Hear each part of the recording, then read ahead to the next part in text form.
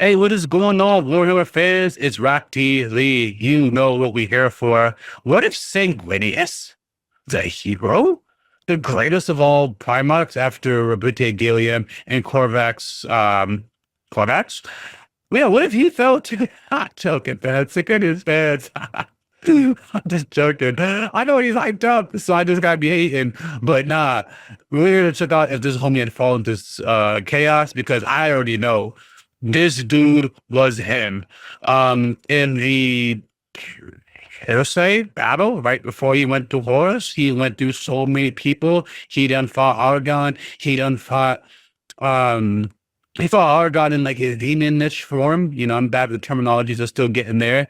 He then went to go fight Horus himself, beat him in his Primarch form, and now homie had to turn to his Chaos form, and then finally take on the homie Sanguinius. So I know he's him. He's him. So if he fell to Chaos, all of mankind is doomed. We already know. I don't know how Major Kill found a way to turn this into a 12-minute video. Basically, when we get into this video, it's going to be a 12-minute ad, and then 53 seconds, yeah, the mankind falls. So let's see how Major Kill dragged this video out, because it's the only way this makes sense, and check it out. If Horus was the figurehead and icon of the traitor legions during the heresy, then Sanguinius was the same for the loyalists. Sure, Perturabo was the architect of many of Horus's plans, like how Rogaldorn was technically the leader of the loyalist war effort, but the loyalists saw Sanguinius as their savior, with Guilliman choosing Sanguinius to be the emperor of Imperium Secundus. The great angel was utterly pure, noble, and relentless. No one could claim to be as loyal as he. But what if Sanguinius fell? What if he joined Chaos? What would the outcome of the heresy had been in that case? Which Chaos God, if any, would he have joined, and was the prospect of his fall even remotely possible? Before we get started, I'm so bloody excited to finally unveil the Fallen Angel of Blood, the most terrifying, awesome, and devastating major mini-release to date. As this is an epic release, the model comes in 4 different scales, featuring the tabletop scale for all your wargaming and miniature painting needs, the 75mm art scale for a mini scale with larger details, thus overall more accessible to paint at a higher level. This is the scale I would paint at if I was going to enter into a competition, for example. The 1/6 statue scale to really show off every little detail of the mini, and then for the real goers of you out there, we have the 1/6 Titanic scale. An absolute Goliath. I see why he's making a lot of Sanguinius videos. This he's trying to make us know.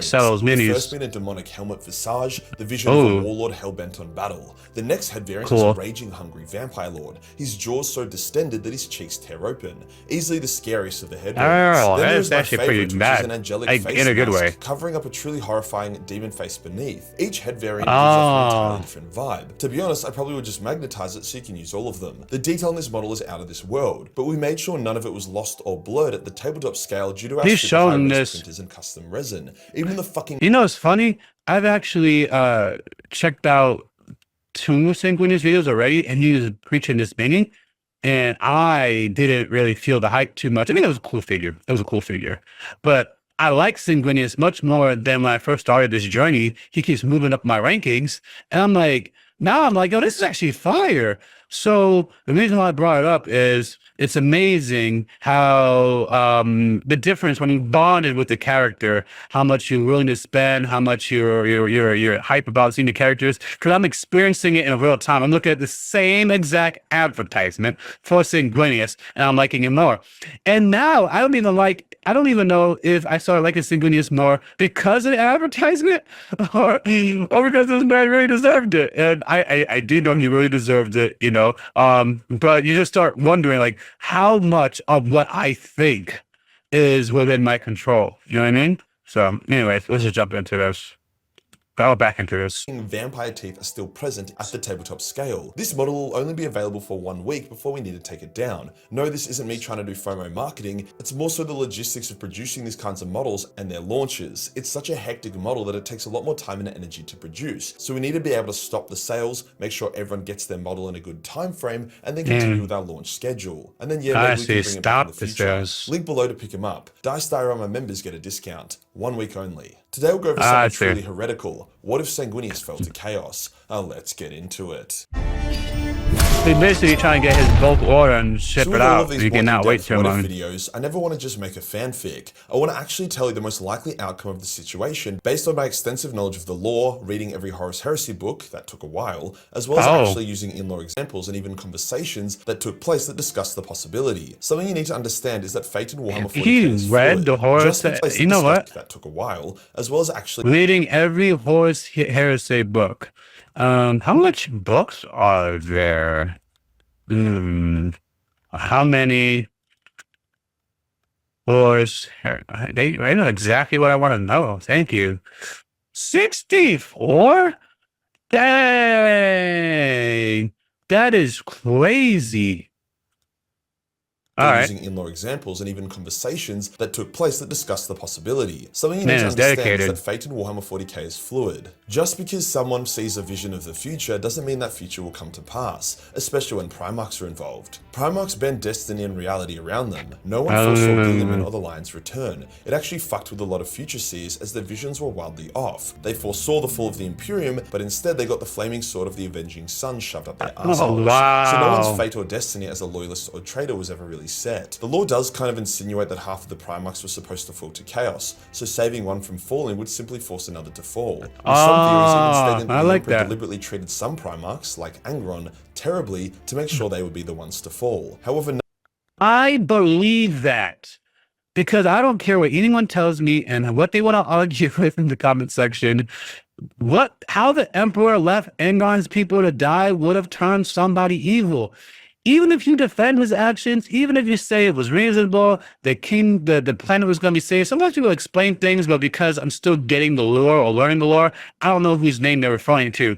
But you have to admit, even if he believed the Emperor was justified, that another person would resent him for leaving his friends to die when he had the power to save them. So I believe that. And if that's truly the case, then I almost respect the Emperor more because I kind of got a grudge for Angron too. By the way, Angron got a tough life, man. The butcher nails, leaving his people because of the Emperor, tough life. And he only got the butcher nails for trying to be a good person. The Emperor probably waited until he got the butcher nails to make sure that he was ripened for chaos, ripened for the betrayal. How deep does it go? Because we know he has foresight. So he's like, yeah, I got to wait until the butcher's nails happen. I got to wait until he's in a last stand situation with his men about to die and let them rip just him. So he knows without a doubt that his friends died after he left or he was taken by the Emperor. none of that is actually confirmed, and half of the Primarchs falling was probably just more clean from a narrative point of view. So let's say every Primarch could have fallen or stayed loyal. There was no preordained number. After all, Chaos, other than Tzeentch, was surprised that it ended up with Magnus on their side, who was considered hyper-loyal before Prospero's fall. The idea of the fall of Prospero wasn't even to corrupt Magnus, it was to wipe out both the Space Wolves and the Thousand Sun Legions. This is also why Chaos tried to corrupt various loyalist Primarchs despite them already having half. It genuinely believed it could have more. That did seem like a bit of a random tangent, but it was more so to basically say yes, Sanguinius was allowed to fall to Chaos. He wasn't kept loyal by a cosmic force because Chaos already had their fair share. Chaos attempted to corrupt Sanguinius twice, with one of the attempts actually almost succeeding. The first was the ambush at Cygnus Prime, where the forces of Khorne and Slaanesh teamed up to try force Sanguinius to embrace Chaos and to save the soul of his legion. The second time was the battle against Mardale, where Mardale, who was like Chaos Jesus, wanted Sanguinius to embrace Chaos to change his fate against Horus and defeat him instead, as all Sanguinius' visions showed him dying to his brother. That second attempt failed miserably, as Sanguinius already had resolved himself to challenge fate on his own terms, plus he wasn't that scared of death. He was much more scared of his sons having a dark fate due to their gene flaws. However, the first attempt to corrupt him, he actually got very close to falling. So let's look at that and consider that the beginning of our what if. During the battle at Cygnus Prime, Sanguinius encountered demons for the first time, and even got his ass clapped pretty bad by Kabunda, breaking multiple bones and then getting knocked out from the psychic backlash of Kabunda killing a ton of Blood Angels in a single mega attack. However, as the goal was to corrupt, not kill, Kabunda did not finish Sanguinius off. However, this attack, combined with a Chaos ritual, triggered a Red Thirst blood frenzy in the entire Blood Angel Legion by a handful of warriors. They slaughtered the Chaos army, turned on their Space Wolf allies, and were even thinking about killing each other. Sanguinius recovered, defeated Kabunda, and faced off against Kairos, the leader of the Slaaneshi forces present. Kairos told Sanguinius that if he jumped into a pot of Chaos energy, he could absorb the Red Thirst entirely into himself, freeing his legion, the Curse, but he would surely fall to chaos. Sanguinius, desperate to save his sons, who he saw as doomed if he didn't do it,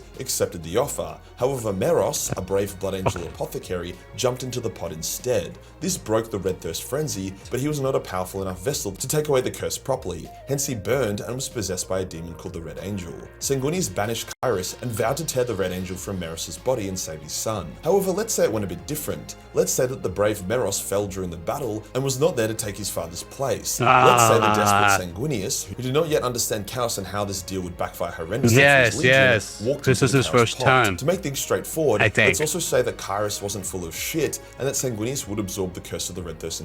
See, this is, I'm gonna go back. At this point, my understanding is the Emperor hardly educated his children on chaos. So here's Sanguinius fighting demons for the first time, encountering chaos for the first time, and potentially falling to chaos, not really because he's not pure or noble enough. He's actually a little naive of this situation. In combination with his desperateness, he would then fall to chaos. That's my take right now. Now, the second time he could fall to chaos, I don't know if he's fully from now. He knows, and he just almost got tempted.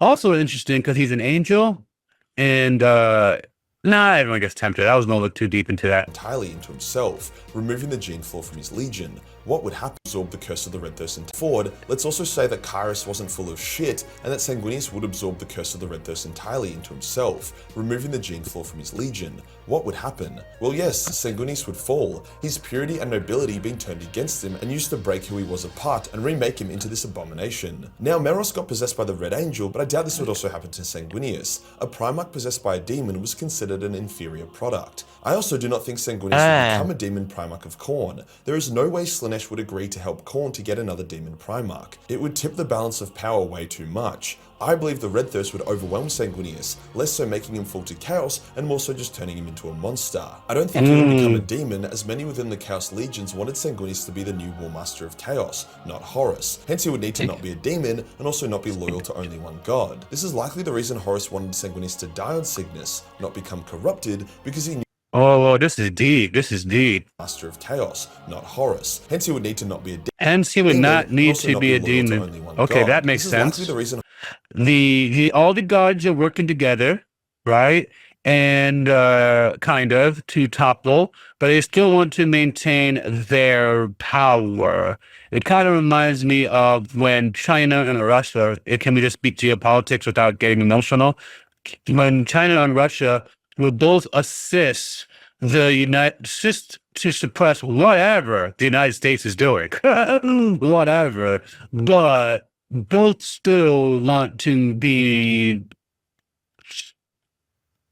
I also, they're interesting. I do not do geopolitics on this particular subject. Horus wanted Sanguinius to die on Cygnus, not become corrupted, because he knew if Sanguinius joined Chaos, he would be powerful enough to contest Horus's claim as War Master. Now, what I mean to say, I know that even though China and Russia would both support things, right, that denies the United States from getting powerful, right, I also do not think that either country would deny the United States something for the other party to get exponentially stronger. I feel they would want to block the United States from getting stronger, right? And not them getting mutually significantly stronger over the other, because there's not trust like that between them. Their relationship is, we just don't want the United States suppressing or getting in the way of whatever we got going on. That's my take. That's what I was trying to articulate. And okay, that makes sense. I'm also going to tell you something that's very controversial. It's very controversial.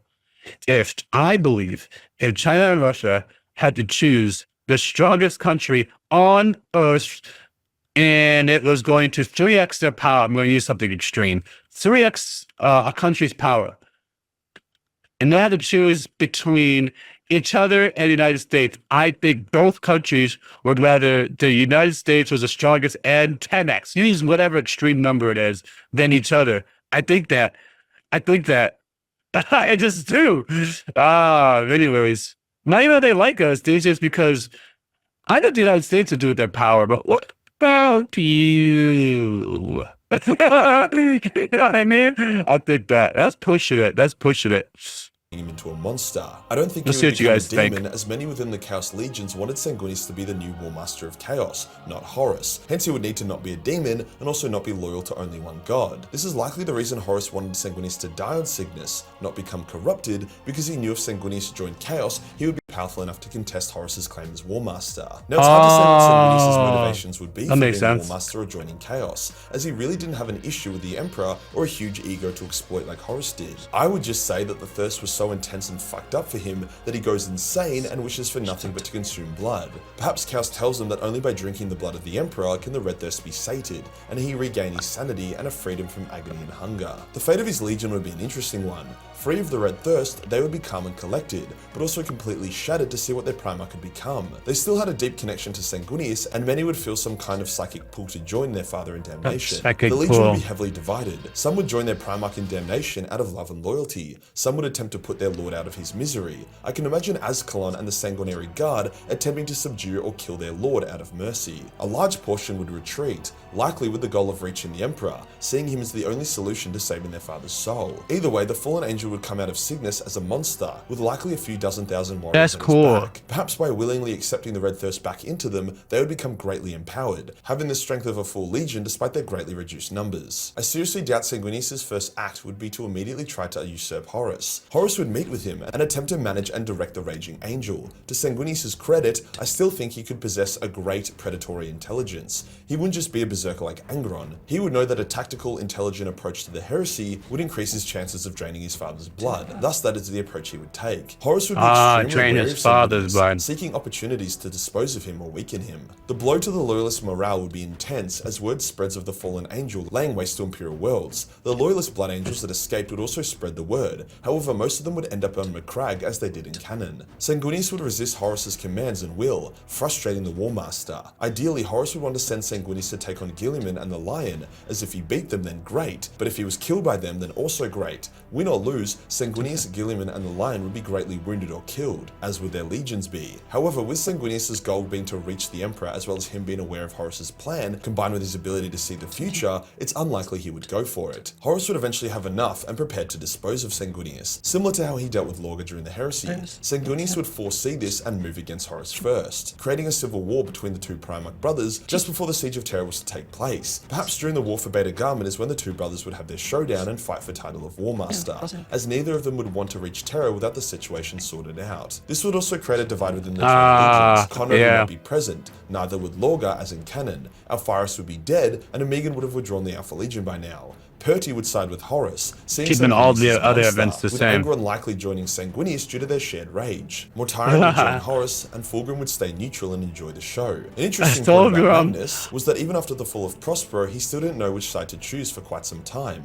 Eventually, he chose Horus for selfish reasons. However, if a monstrous, destructive Sanguinius was on the traitor side, that might have been enough to push Magnus towards choosing the loyalists. It would also fit in cleanly with the equal loyalists and traitor situation. It's hard to say who okay. On top. If Horus won, Angron would bow down to him.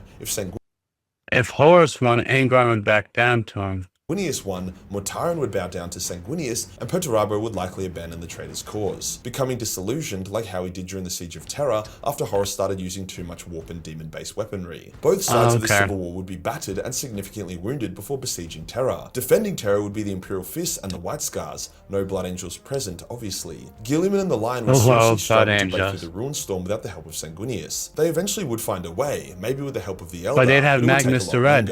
So Terra would stand alone. However, Magnus and his small surviving legion would also be present as loyalists. This creates an interesting final showdown. For fun, let's just say Sanguinius usurps Horus and kills him and takes command, becoming the new War Master. He leads a near infinite tide of cultists, a reduced Blood Angel Legion, a reduced strength Death Guard and World Eaters, and a full strength Emperor's Children, with elements from the Word Bearers, Night Lords, Iron Warriors, and Sons of Horus, the ones that had gone too far to Chaos. I feel Sanguinius is gonna win this. Fists, the White Scars, Magnus, and his few warriors. Sanguinius. However, without Perturabo, the traitors would have a really bad time besieging the palace. Perturabo. However, the Loyalists don't have Sanguinius to take out the traitor heavy hitters like Angron. What they do have though is Magnus. Magnus, who can sit on the Golden Throne and take its burden, allowing the Emperor to stride forth and take to the field. This is also a Magnus who would be given back his noble shard, making him whole and very powerful. So the loss of Sanguinius for the Loyalists, if in the likely chance it gives the Loyalist Magnus, would allow the Emperor to fight, and he would be more than enough to banish the traitor Primarchs. The siege will not progress as deep as it did during canon without Perturabo. The end result likely being that the Sanguinius Warmaster spearheading devastating assaults, forcing the Emperor to come out and face him in open battle. A legendary clash would occur, the Fallen Angel of Blood, turbocharged on the Red Thirst and the power of Chaos, going up against the Emperor. I can imagine a similar result to this is canon. crazy. The Emperor does triumph, but at great cost, being mortally wounded in the process and needing to just like original throne to preserve himself. Or perhaps with Magnus on it, Malkador could transfer his perpetual power into the Emperor, sacrificing his own life to restore his friend. This would likely create a better outcome for the Imperium overall, and as Sanguinius would be a demon, his death would be permanent, thus bringing an end to his story. Overall, I would find this narrative events to be inferior to canon. Horus made a great Warmaster and managed to end up being a relatively compelling villain with complex thoughts and emotions about what he was. I'm blown away. The Emperor still came out. Very poor motivations and drives for being a traitor that weren't very compelling. Sanguinius was also never the tactical genius Primarch. More so, he would just dive bomb onto the enemy's strong point and one-man army that shit. But it's interesting to see what would happen, and I genuinely believe this would be the most likely outcome. If you enjoy the video and you want to support the channel, then pick up the Fallen Angel of Blood. 4 scales, 3 head variants, 1 week only. Hit the subscribe button and hit the real subscribe button for more Fallen content. Join the Discord for more memes and subscribe to both of us. I was blown away by this Sanguinius concept. You know what caught me at the end? It was the Magnus to Red allowing the Emperor of Mankind to enter the battlefield without, I guess, because I know he eventually went against Horus, but I guess because he was sitting on the throne and trying to keep something up, it was draining his energy more so. But if he can go onto the battlefield and that's his, yeah, Magnus the Red out there, that sucks. Because of Magnus the Red. But the scaling makes sense. So I enjoyed that video. I did. And that's it. Sanguinius, man. You know, another thing that made me like Sanguinius is that you don't really have a plan like that, which is exactly how I feel like I would fight, how I'd want to fight.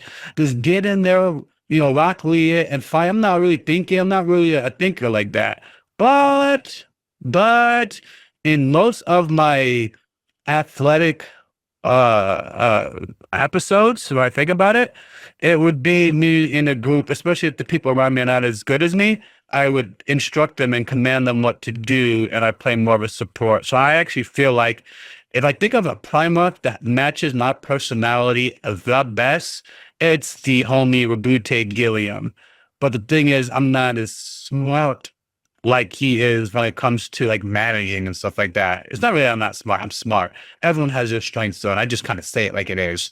But delegating, leading, finding the strength and weakness on the battle and like coordinating people, that's something that I will naturally do.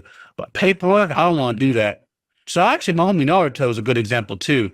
But I need someone that don't want to do paperwork, but wants to command people on the battlefield and that kind of stuff. Great general. That's what ChatGPT calls me too. My general, my lord. Anyways, hey, I thought it was great. Thanks for checking me out. You guys already know, subscribe, and I'm gonna keep posting more content on just all the time.